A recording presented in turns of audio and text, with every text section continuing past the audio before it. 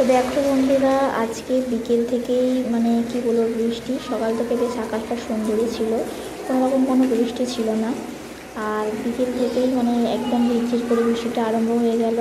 আর সোনুকে দিয়ে এলাম পড়তে, বৃষ্টি পড়ার আগেই পড়তে দিয়ে এসেছিলাম, তারপরে বৃষ্টিটা এসেছে। আর এদিকে দেখো আমার জায়ের নিয়ে খেলা করছে আমার ঘরেতে, ও খেলা করছে। বৃষ্টিটা কীভাবে হচ্ছে দেখো।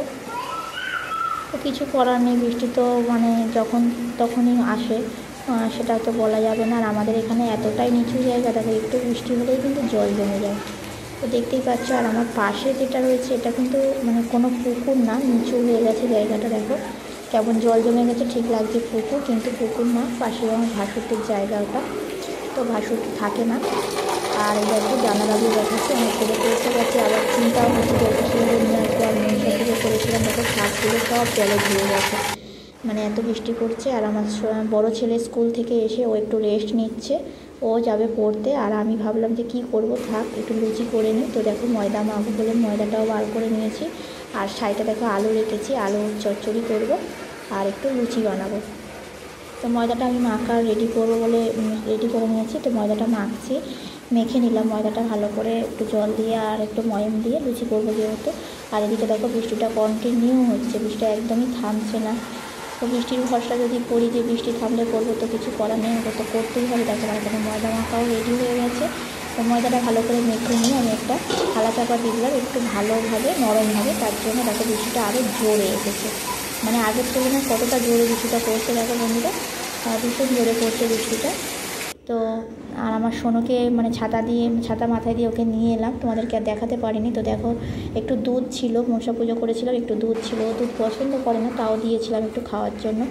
আর এদিকে আমি আলুটাও কেটে নিলাম, এই যে কাঁচা লঙ্কাও চিড়ে নিয়েছি, আলু চচ্চড়ি করব। আর এদিকে সন্ধে দিয়ে নিলাম, কারণ সন্ধেও হয়ে গেছিলো। তো ভাবলাম সন্ধেটা দিয়েই রান্নাটা বসাবো একবারে।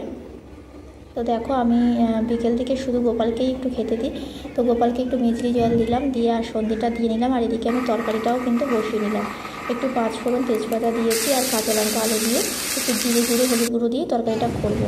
আর এদিকে সোনু দুধ বিস্কুট খেয়ে নিয়ে ও লিখতে বসে গেছে। ওকে বললাম বাবা আমি আজকে তোমাকে লেখাতে পারবো না, তুমি যতটা পারবে লেখো, তারপরে তোমাকে লেখাবো। তো লিখছে। আর এদিকে দেখো তরকারিটাও আমি রেডি করে ফেলেছি।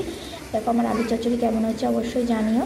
একদম সাদামাটা আলুর তরকারি করেছি, আমার ছেলেরা খুব ভালোবাসে। আর এদিকে দেখো তেল গরম করতে দিয়েছি, লুচি ভাজবো। তো শ্বশুরমশাইকে বললাম দেখো এদিকে অন্ধকার হয়ে গেছে, কিন্তু এখনও বৃষ্টিটা থামছে না। তো আকাশও ভীষণ চমকাচ্ছে, ভয়ও লাগছিলো অন্ধকার। আর এদিকে আমার শ্বশুরমশাইকে বললাম তুমি একটু লুচিগুলো বেলে দাও বাবা, তাহলে আমি করে নেবো। কারণ তোমাদের দাদাভাই নেই, ও থাকলেও একাই করে নেয়, আমাকেও লাগে না, তো নেই। তো ওনাকে বললাম একটু বেলে দাও, আর আমি একটু তাহলে তাড়াতাড়ি হয়ে যাবে। তো বন্ধুরা দেখো আমার লুচি ভাজাও রেডি হয়ে গেছে।